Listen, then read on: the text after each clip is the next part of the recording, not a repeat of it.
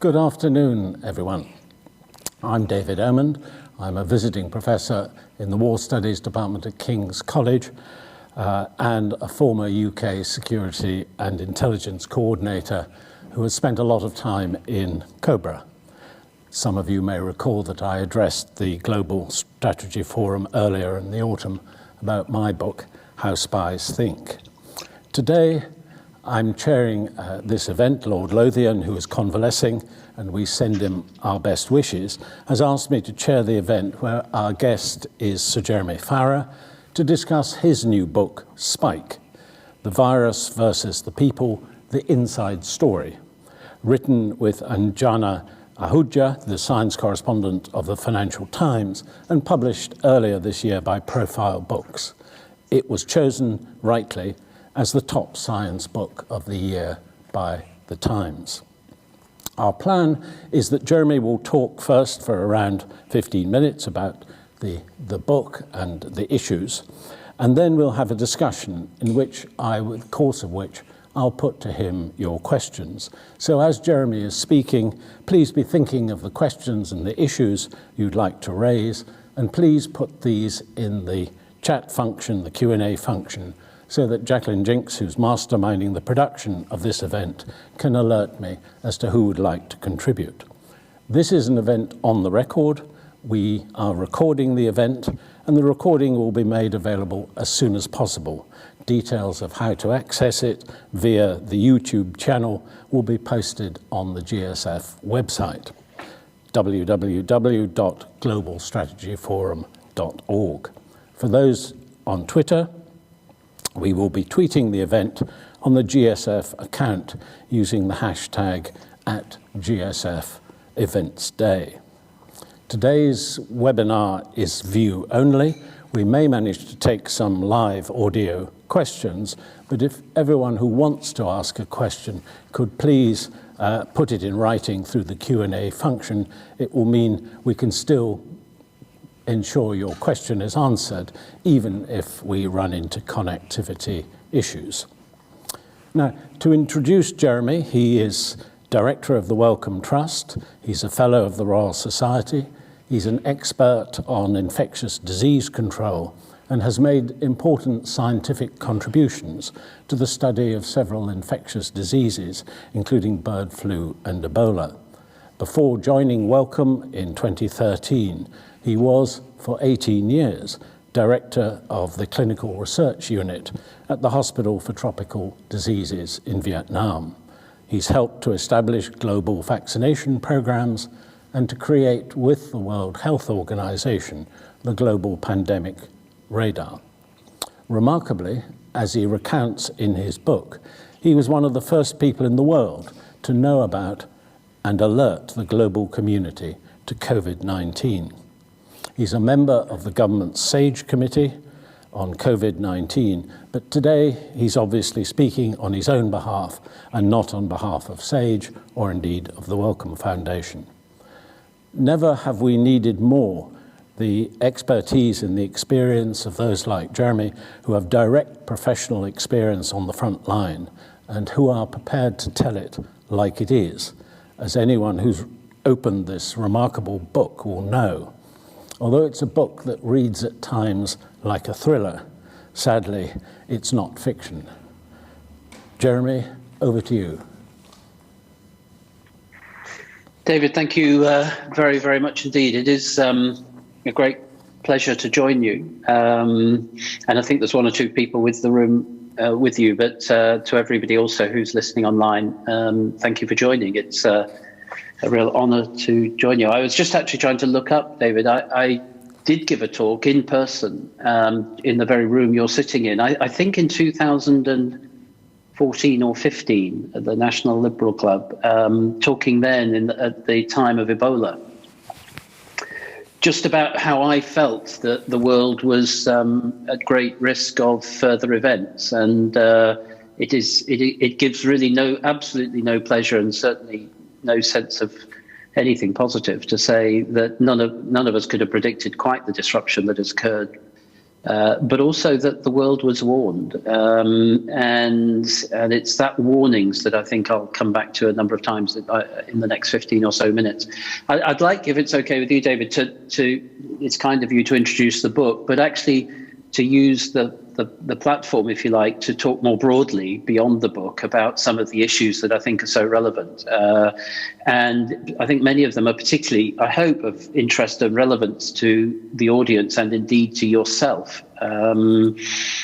I do feel that there has been a lot of, or should I say a lack of interaction between what I innocently and naively call the security system and apparatus. And actually long before COVID, and working with the chair of then Wellcome, Eliza Manning-Buller, who many of you will know, actually tried to become more involved and learn from the security systems in place around the world, because I think there are a lot of similarities and a lot that the infectious disease and the global health community could learn from those systems and structures, in particular how to sift through enormous amounts of information, how to take warnings seriously, but how also not to react to every single event.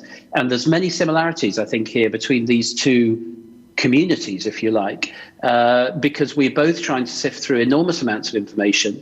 Every single event could turn into something COVID-like and so disruptive.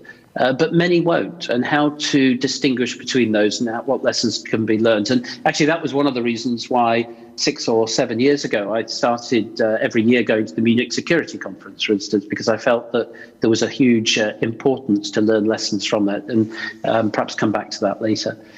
But if I could frame the comments I'm going to make for 12 or 15 minutes or so, I'm going to start with what I think is actually the crucial element, which is we are, I believe, and have been for 20 odd years, living in a new era. And what I mean by that is essentially to describe COVID and many other such emerging infectious diseases as the symptoms, but not the drivers of the issue. And whilst we have to deal with the symptoms, and I'll also talk later about COVID, both the 2 years and where I believe we are now and look forward to 2022, if we just focus on the symptoms, the outcomes, and we don't address the key drivers, then I'm afraid I fear we're going to be in a cycle of these highly disruptive events on a very regular basis in the years ahead. And why I think that's true takes me back to 1999, when I really first did get involved in emerging infections around an outbreak of something that many will never have heard of and many will have forgotten. In 1999 in Malaysia, called the Nipah virus. This was an outbreak amongst pig farmers, a very serious infection of the brain. It was an animal virus that came across to humans. We had no vaccine and no treatments. It was driven by changes of land use, animal-human interactions, ecological change, and farming practices. And it caused a significant loss of life in Malaysia and in Singapore, indeed, and is now endemic in Bangladesh. That was the first real work that I did 20 years ago now, just over, on emerging infections. And many of the features have remained true today and were true of COVID-19. And what I mean by those drivers, I think, are all key issues of the 21st century and are not going to go away. And we're going to have to find better ways of tempering the negative impacts while not losing the positive impacts they can bring. And what I mean by that is ecological change, change in land use, environment change, changing in the relationship between animals and humans. We should remember that almost every emerging infectious disease starts life in an animal reservoir somewhere. HIV was true, Ebola was true, and indeed, in my view, COVID-19 was true. But in difference to much of the 20th century, we are now living in huge cities, and cities, as in Wuhan in 2019, 2020, and Ebola in 2014, provide the perfect social environment by which these emerging infections can then be amplified in huge cities. Wuhan, a city of 11 million people. And then that city, with people living in very close proximity to each other, the perfect environment to spread an infection, is then highly connected by road, by rail, and by air, both nationally, in this case within China, but also regionally and then globally. And so that combination of ecological change, environment change, land use change, urbanization and travel are the key drivers of why in the last 20 years we have seen an explosion. I think it's not impossible to use that phrase in both the frequency and the complexity of these emerging issues. Nipah virus I mentioned in 1999, but if I think forward in the 20 years since, we've had SARS-1, which I was involved in living in Vietnam. We've had bird flu, which was very worrying at the time, although it proved not to be the global pandemic that it could have been. We've had H1N1 in 2009, which was not as severe as it could have been, but nevertheless was global. We've had Ebola, very different in 2014. We've had Zika in Central and South America. And we've had Middle East respiratory syndrome in the Middle East. Again, another zoonotic infection that came across into humans. Now, of course, we've had COVID, and I've not listed them all. There has been an increase in their frequency, I believe, driven by the key drivers that I mentioned earlier, but also in their complexity, their transnational reach, and their ability in a way that I don't think we witnessed in the same way in the earlier part of my career and in the 20th century, disruption to the whole of society. These are not just health issues when they get to the scale that certainly COVID has got to. They are disruptive to the whole of society. And we're not used, I think, to dealing with these issues, which are trans-government in their approach, they're transnational in their reach, and which require and have an impact across a much broader range of society than just a health issue. And what I mean by that is what I describe as the four circles of the impact. There's these probably maybe the smallest circle in the middle, which is the direct health consequences of COVID itself, whether I get sick or you get sick, whether you need to go to hospital and you get severely ill. There's the direct consequences. But the second circle is the indirect consequences, where when you disrupt the level of healthcare that COVID, for instance, has had, it has a very negative impact on the whole of the rest of healthcare. Your cancer therapy, your surgery, your maternal child health, your vaccination schedules, your care of people with diabetes. No health system in the world has enough spare capacity to deal with that degree of disruption. So there is the second circle of the indirect health consequences on all other aspects of health. The third circle is the thing we're seeing now across the world, and that is the disruption to economies, to education, to opportunity, to debt in those countries that are indebted, to trade, but also to trust in governments, trust between the governed and the governing, when certain countries are not necessarily there with the capacity when their citizens feel they need it. It impacts on trade. It impacts on essentially every part of life, including critically on economies and their ability to provide for citizens. And then the fourth circle, which I think we are also seeing the ramifications of, is the geopolitical one. And here, and you'll appreciate, I'm a doctor, I'm a public health physician, I'm not a geopolitician, I'm not a diplomat, but we cannot escape the fact that the COVID-19 has put additional tensions on an existing tense geopolitical situation, whether that is East-West tensions, China, West, China, America, through 2020, particularly during the Trump administration, but even now, tense relationships between China and the rest of the world, but also tense relations increasingly in 2021 between North and South, between the so-called rich world and the middle and low-income countries. And this has been magnified and amplified by vaccine inequity and vaccine nationalism, which is perhaps inevitable. A government, elected or not, prime responsibility is to the citizens of its own country. But this is an example where actually enlightened self-interest would suggest that sharing those vaccines would be in everybody's interest, indeed within each country as well as between countries. And there is no doubt that at the moment the tensions between those with access to the tools that can mitigate the worst of this pandemic and those without access is leading to increased tensions geopolitically, the fourth circle. And I think that's going to have long-term ramifications when we come to address other grand transnational challenges of the 21st century, when inevitably we're going to have to work together, whether that be climate change, access to energy or water, security issues, migration, whatever you may believe and would argue are the great challenges of the 21st century. They all have similar features. They all will require, I believe, science to play a role. They require countries to be able to work together.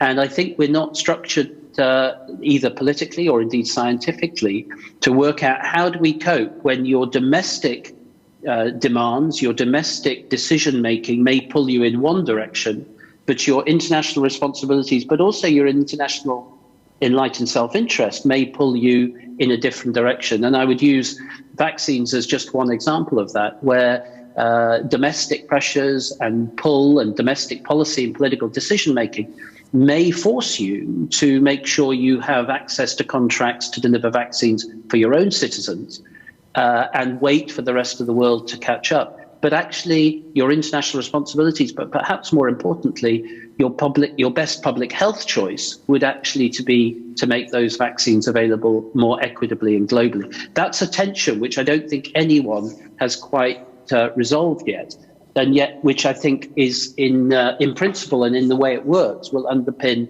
issues such as climate change, where again, your domestic pressures in policy and political decision making may pull you in one direction, but actually the more enlightened thing to do may be almost the polar opposite. And I think that tension will continue to trouble us in the years ahead. I just wanted to talk about COVID, and I'm very happy to talk both about the origins and what has happened subsequently. I think I've made clear in public my view is that whilst we can't discount the idea of a lab accident, I think we must focus on the more likely driver, which is that this was an animal virus that came into humans, adapted to humanity, and then evolved over the course of the last 2 years to be the variant that will become global in the coming days or weeks of Omicron, as in the UK will become global in the coming weeks and months. I believe that from the 20th of January, 2020, the world had all of the information it needed to know that this was going to be a massive disruption to the world. We knew that this was an animal virus. We had the genome. We knew that this was caused and spread by a respiratory infection. It caused human-to-human transmission. It could spread in a country. It went from Wuhan to Sichuan province in the early part of January, and we knew that it could be spread asymptomatically. Indeed, by the end of January 2020, we knew that approximately 30% of transmission occurred through asymptomatic individuals. The key feature that distinguished COVID-19 from SARS-1 in 2003, 2004. With that information, to somebody in a background in infectious diseases, that is every single red flag you would worry about. Human-to-human transmission, asymptomatic spread by the respiratory route, and to which we had no treatment, no diagnostics, and no vaccine. Indeed, we'd never had a vaccine for this family of viruses in the past.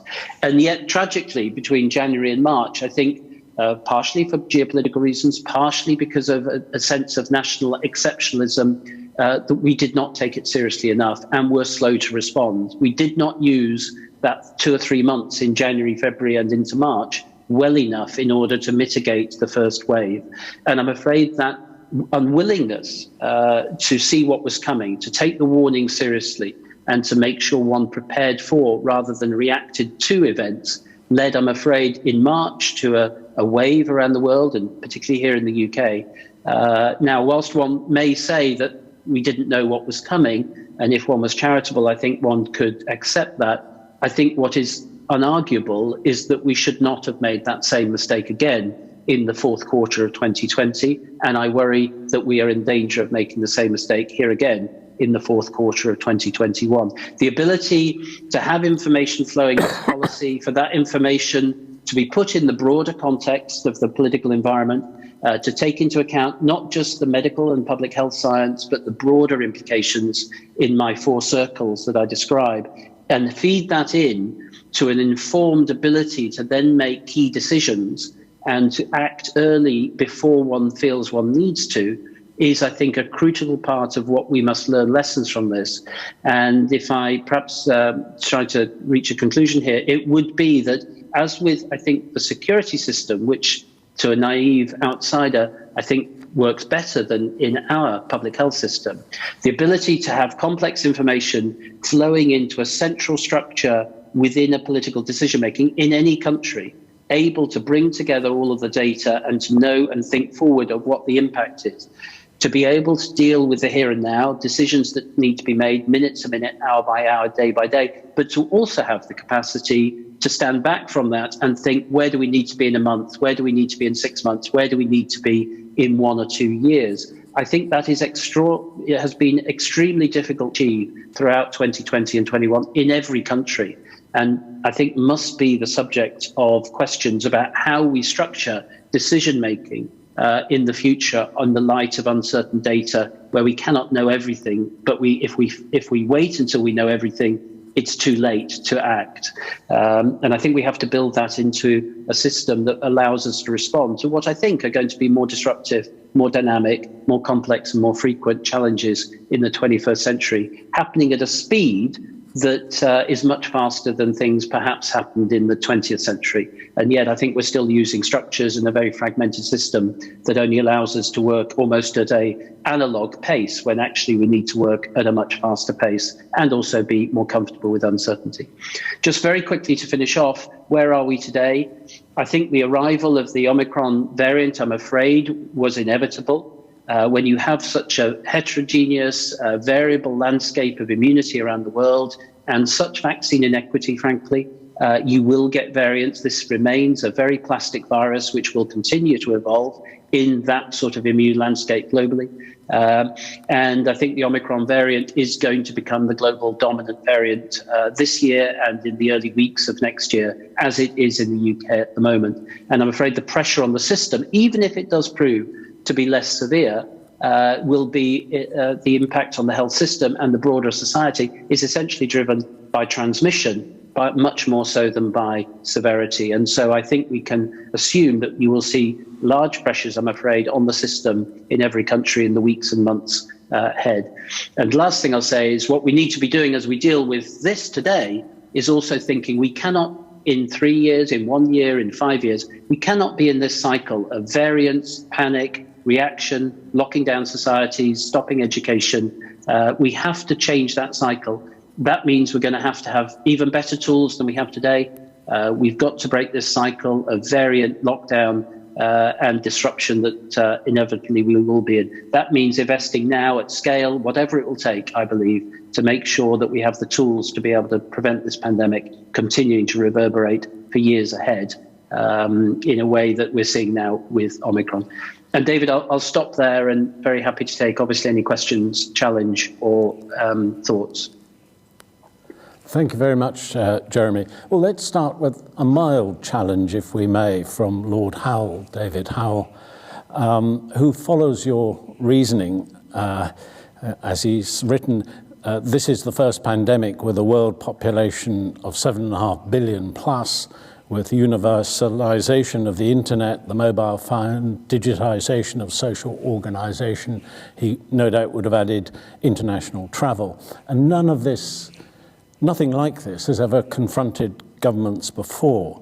So David asks, how far should this entirely novel situation affect assessments of governmental performance and errors and indeed successes? Yeah, and we shouldn't forget the successes because there have been many. I'd be very interested in your view of this, David, as well. I think that it's exactly as described. It is also, though, about the ability to act at the speed that is facing you, not faster than you would normally do things. There's no point being faster if that's still slower than the pace of the issue you're trying to deal with. You can't just say we're working better and faster than we were doing normally in business as usual. We have to work at the pace that the challenge is confronting us with. And I think the fragmentation of many aspects of current life, where we silo in the academic world, the science world, as well as in the political world, into faculties or ministries, there has to be some mechanism by which those come together. Not just in a crisis, but before a crisis hits, and can function together across the range of things that then gets disrupted. Because I think that broader disruption of society is likely to be one of the key features of many of the challenges we're going to face in the 20th century. It's not just a health issue. Climate change is not just a climate issue. It's an issue which will affect all aspects of our governing policy, political decision-making, and indeed science. And we need to try and find out ways of feeding that into the system and then having if you like, a central system. I'm a fan of the JBC. It was in the UK that was structured in order to assimilate that information, put it in the total context of the whole of society, and then make the decisions that one can on the basis of that. I don't think we have those structures in place yet. Can I just follow that? Because in the book, there are some arresting sentences. I mean, one of them is, quote, "What I and many others felt at the time was there was huge uncertainty about who was ultimately taking responsibility for the pandemic response. It was unclear who was pulling the strings and who had the authority to ask, let alone compel, others to act." Does that point to a hole in the centre of government? We have professional assessments from SAGE, which you've contributed to, and those properly avoid trespassing onto policy, and the same is true of the Joint Intelligence Committee. But those assessments seem to drop straight into the agitated political mind without any intervening policy analysis of options, timescales, costs and benefits that you would expect from the top public servants, and from which political leaders can then ultimately make the decisions. Sir Kevin Tebbit, who's listening in, has added a question here. We've got a National Security Council and a staff to deal with malicious threats.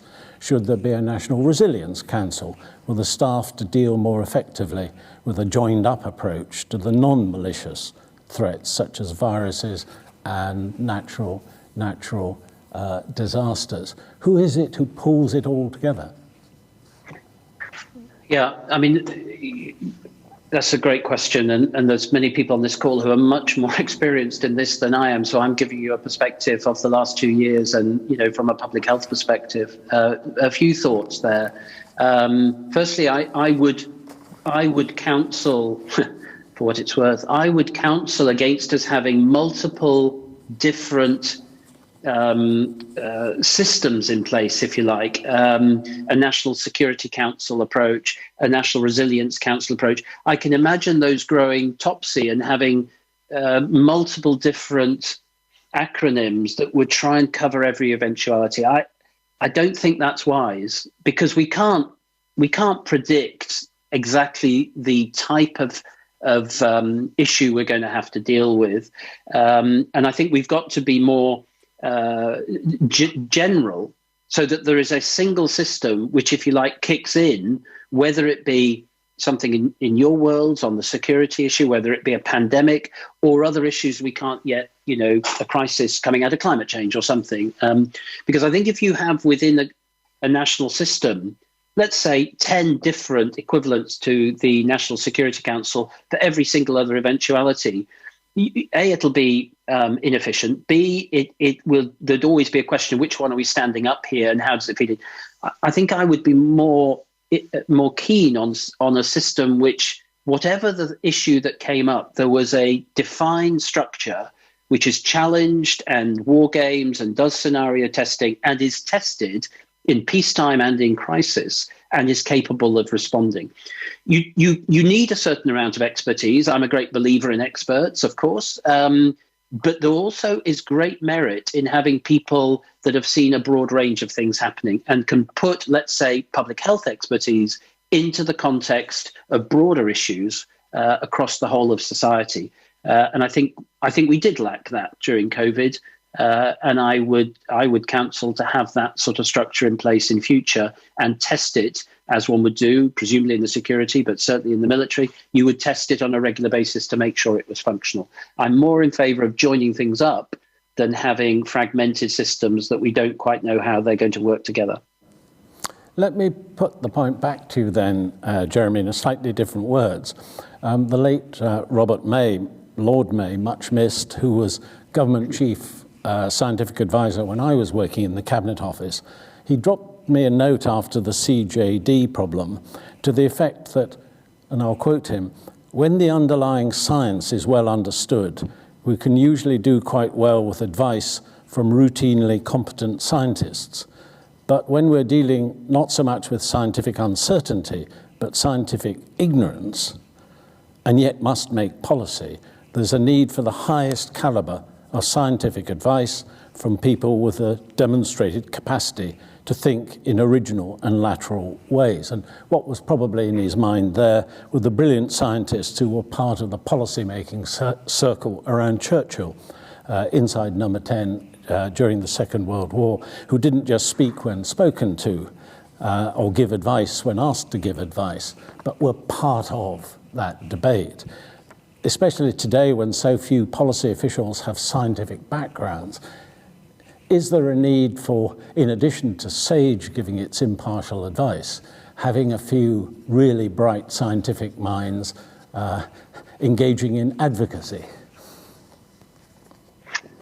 Well, I think the quote you give there, I hadn't heard that quote before from Robert May, but I think it is spot on, as so insightful as always. I think I'm not.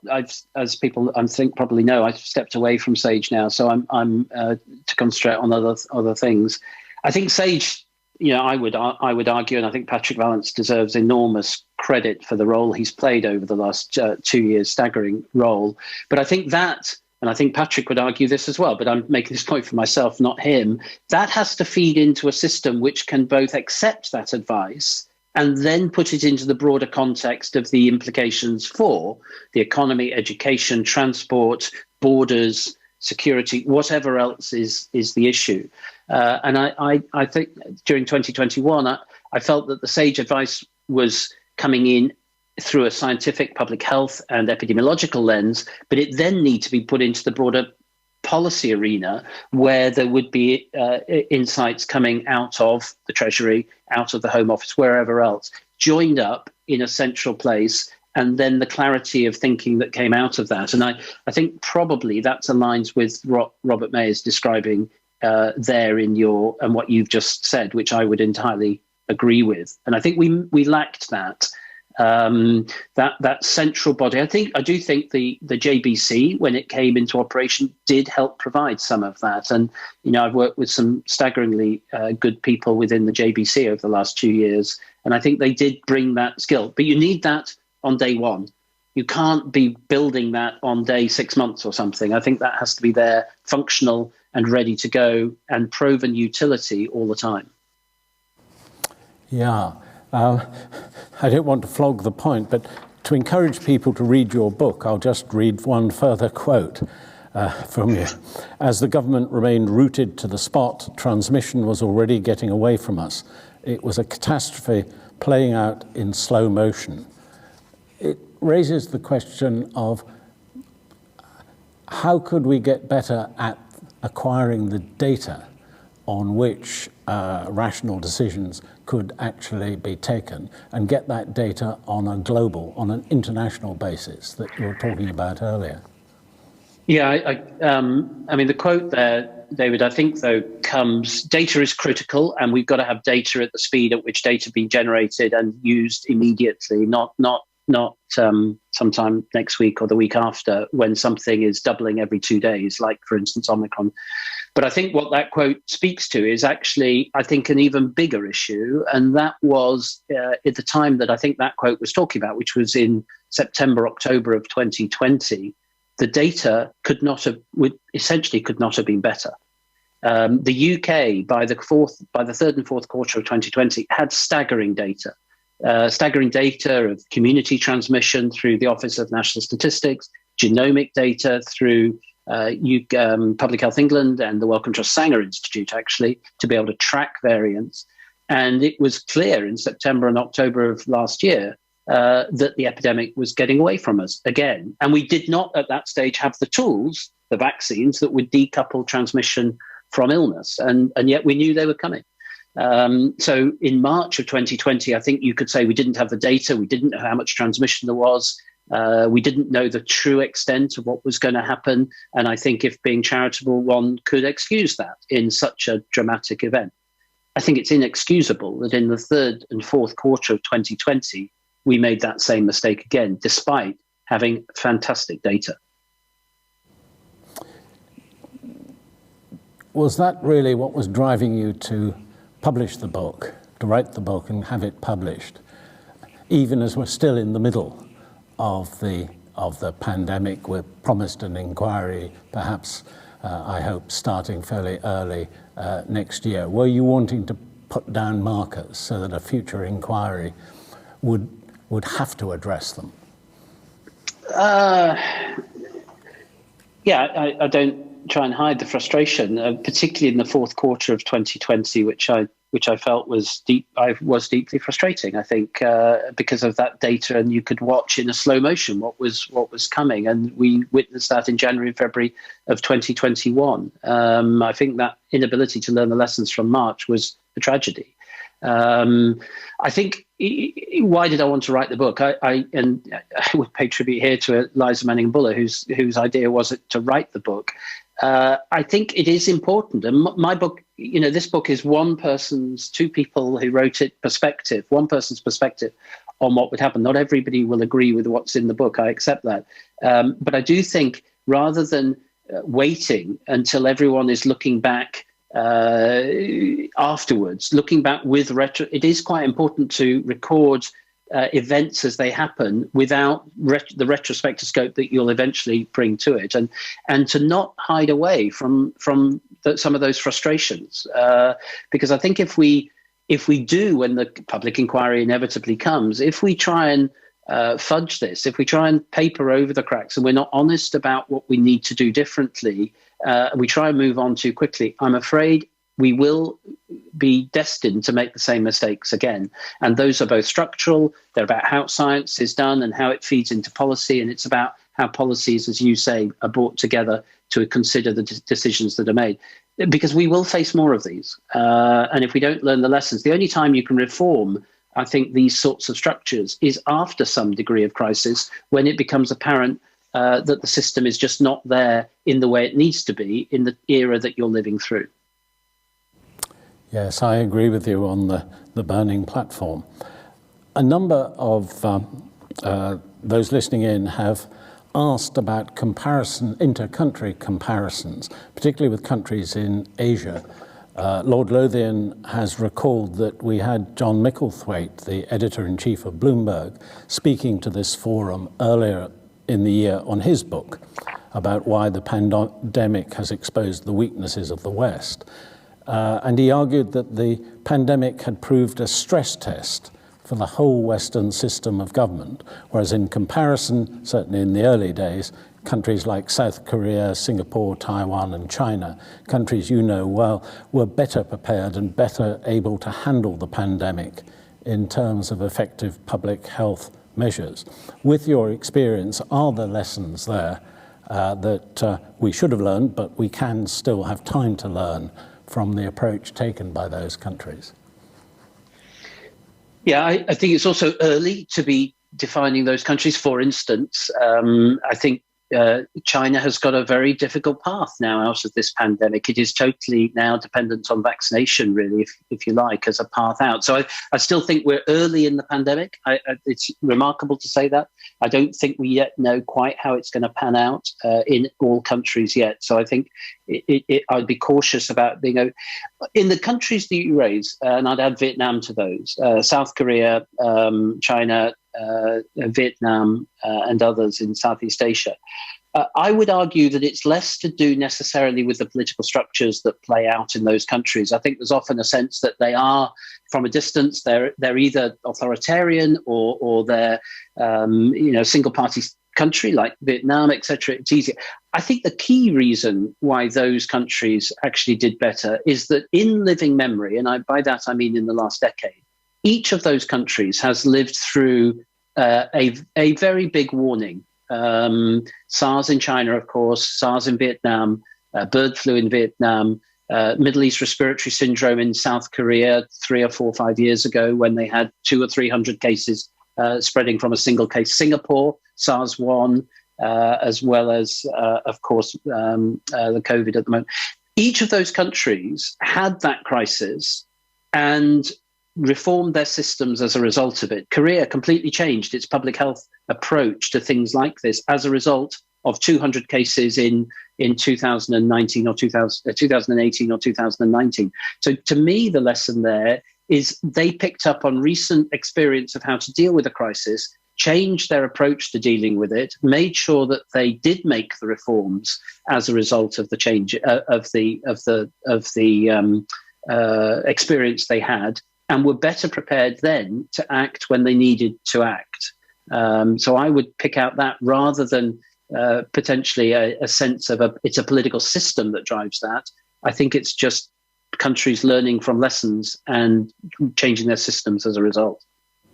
So that, in a sense, is an encouraging answer, that it's open to us to learn from the experience similarly for the future. A number of questions have come in about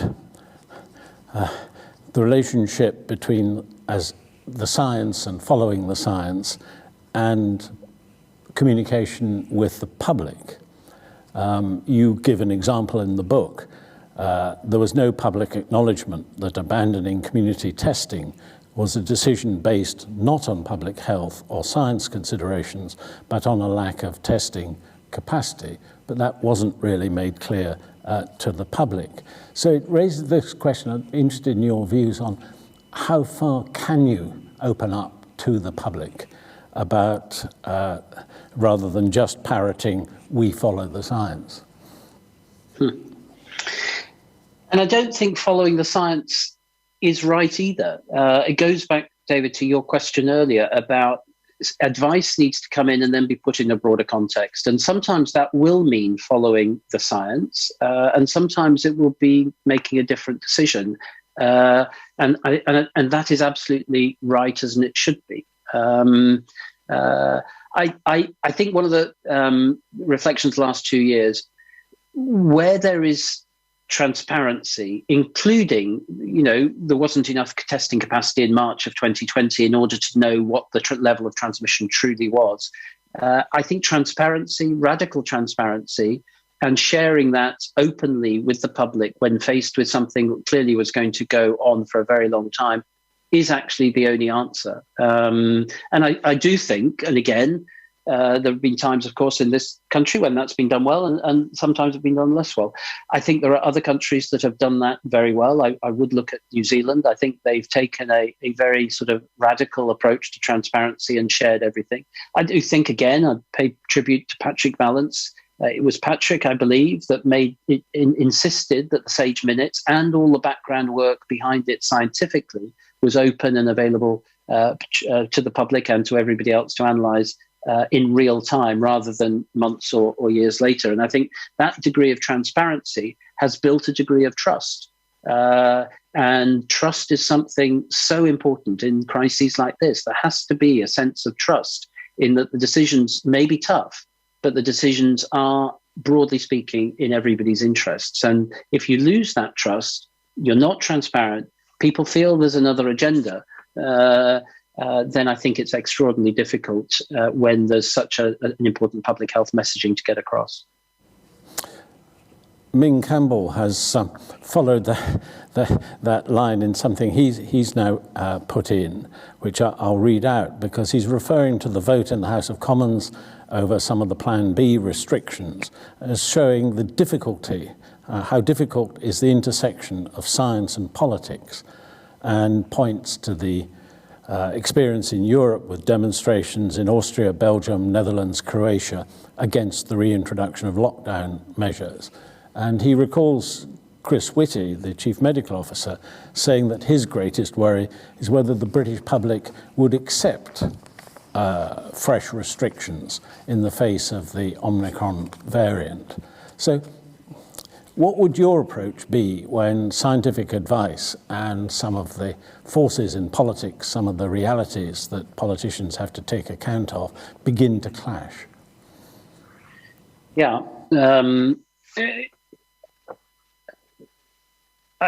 Really difficult question.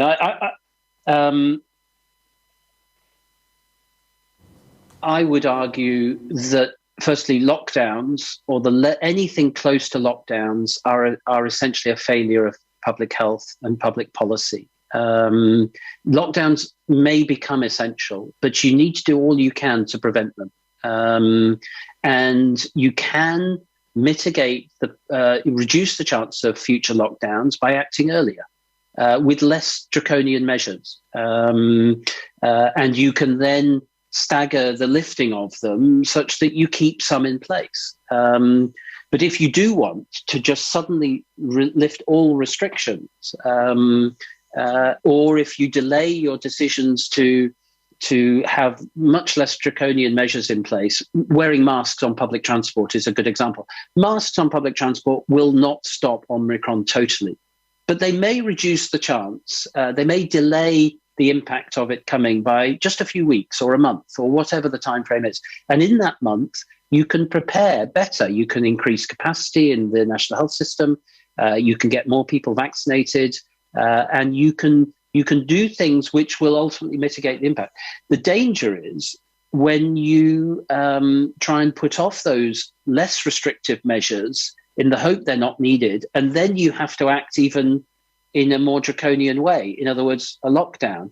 Lockdowns are a failure of earlier interventions. They're a failure essentially of public health, and they're a failure of public policy making. We should be doing all we can to prevent lockdowns being needed. But that means taking action earlier when you don't feel you need to, when numbers are low, and communicating that. The reason we're keeping masks in public transport is to prevent a wave in December, January and February of 2022.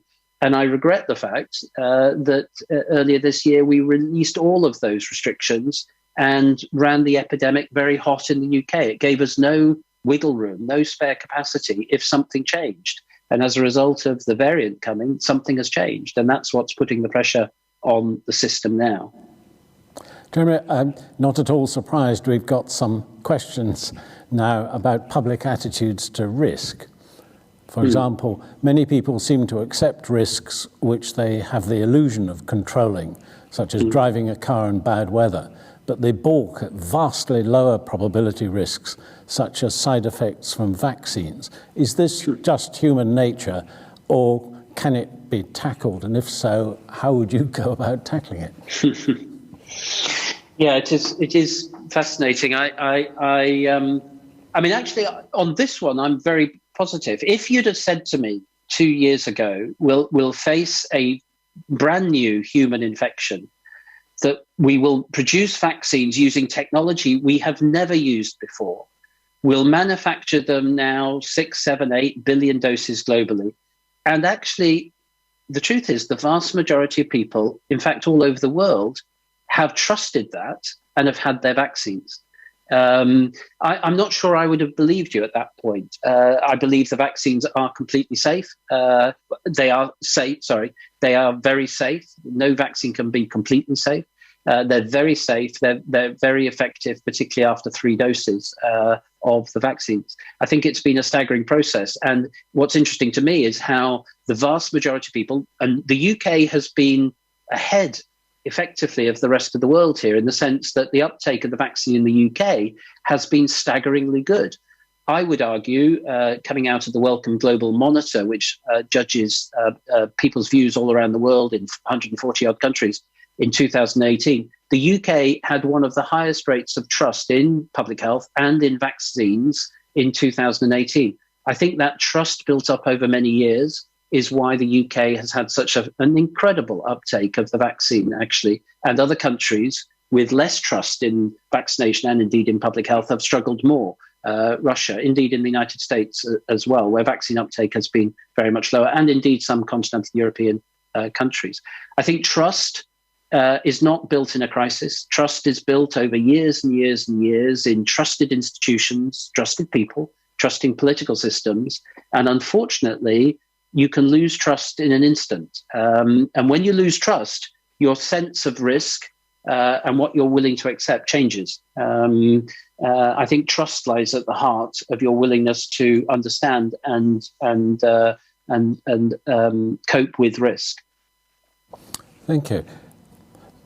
Just picking up one of the points you were making there, we have a question from Lord West, from Alan West, who writes, when only 7.8% of Africa is fully vaccinated, should rich nations have pressed ahead with booster vaccines for their own populations, or should we have focused on ensuring vaccination rates were higher in the rest of the world?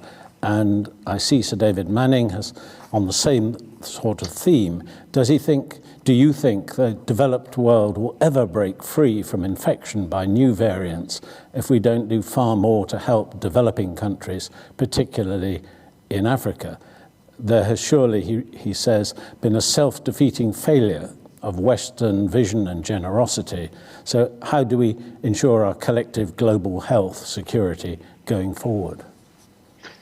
Yeah, it's beautifully put, and I couldn't improve on that statement. If you look at it in December 2021, with the Omicron variant now so prevalent, particularly in the UK, but globally in the coming weeks and months, nobody could argue, I think, today that boosting doses in the United Kingdom isn't the right thing to do. It absolutely is the right thing to do. But what we do today is so determined by what happened 3, 6, 7 months ago. And I think, and at the time, this is not in retrospect, the error was not to vaccinate more people in more countries through the whole of 2021. You couldn't argue today to do something differently, but the mistake, I think, was earlier in the year when, frankly, from January, February, at G7 and G20 level, the richest countries in the world, there was political drift. There was a sense that the pandemic was now behind us because vaccines were going to be the answer to everything. And there was a unwillingness to accept that the idea of a new variant coming out of anywhere in the world was going to threaten that stability. And therefore, there was political drift. There was political drift in decision-making about investing in manufacturing around the world. And in making those vaccines available. The important thing, certainly in my world of public health, and I'd be interested in whether this is true in security as well, is what you do 3 months ago, 6 months ago, determines the outcomes today. And if we don't address this issue of vaccine inequity around the world, I'm afraid in large populations with very variable immunity, we will continue to see a very plastic virus continuing to evolve, and we will see new variants. Omicron will not be the last variant. This virus has a lot of evolutionary path ahead. And until we provide that global population immunity, I think we will constantly be in a cycle of variant, closing, lockdowns, borders closed, and increasing geopolitical tension. I think it's the most pressing thing to do in 2022. And I hope that Omicron, if it does anything, wakes the world up to that fact. In the future, how do we address this? Not beyond COVID, but in COVID, we've got to distribute manufacturing globally around the world. I've had an idea that I think in the future we need to establish at a global level, probably 6 to 10 countries around the world with small populations. I'm thinking of Singapore, Costa Rica, Rwanda, Denmark, New Zealand, maybe. Who would be manufacturing hubs for global public goods that can provide this level of manufacturing capacity. They could provide for their own citizens immediately because of small population, and they could be providing for the world immediately. If we leave vaccine manufacturing in India, in China, in the United States, in big population countries, we will always be faced with this domestic versus international tension, and you can understand why. I would love to see 6 to 10 small population countries being given a global mandate to be manufacturing hubs for global supply in the future. I think it's the only way we can get around this domestic international tension. That's a wonderful idea. Now, we've got a question from Lord Butler. Thank you. David, thank you for hearing me. Hang on, just 1 second. Thank you. Can you hear me now? Thank you very much for this. One comment, one question. On the central body, it seems to me that what we're talking about is something we used to have in the Cabinet Office called the Central Contingencies Unit, whose job it was precisely to think about the sort of disasters that might happen and ask the question about whether we were properly prepared for it. But my question is this, and it's really putting you on the spot. If you were the sole decision maker today, knowing what we do know about Omicron, what measures would you be taking? So the first comment, I'd entirely agree with you, and that central, I think you called it central contingency unit, I think is critical with the ability to assimilate information and data, and then be able to have some degree of central command and control to be able to go across ministries and elsewhere to make sure things are implemented. So I wouldn't split that up by threat or risk or vulnerability. I would have that generic so that it was a single system. On your second question of, in the context of Omicron, what to do today, I believe that the number one is to get more people vaccinated as quickly as possible with their boosting dose. I do think that 3 doses will reduce, if not take away, illness, severe illness and hospitalizations, and that will have an impact on saving lives. But I think we will have to implement and Plan B. I think it is inevitable. I regret that we didn't actually put it in place a month ago, because I think that would have taken the heat off it. I hope that Plan B will be enough. But I think with Christmas coming, multi-generational families mixing over Christmas, we are likely to see another spike in transmission. And it's quite likely we're going to need more measures in future beyond the current ones that are in place. The earlier you act, the better. You can act earlier with less restrictions, or you act later with more, and it's a simple choice. So I would vaccinate as many people as I possibly could, including children above the age of 5, boosting doses to everybody in this country, and I would certainly put Plan B in place now, immediately. And I'd also articulate to the public what further measures may be required, in part at least, to encourage people to respect Plan B now, because if not, I think there will be further measures that are needed in after Christmas, New Year, or into January. Well, thank you for that, Jeremy. Now, time is against us, so we perhaps just have time for one final question. It's from Professor Michael Clark. He's asking, how do you compare this pandemic to the Spanish flu and 1918-21, which had fatalities of the order of 30 to 50 million? COVID-19 looks to be responsible for something between 5 and 10 million globally. Is that mainly because public health provision is better, vaccination technology, which you've mentioned, or is it not fair to compare them as global health challenges?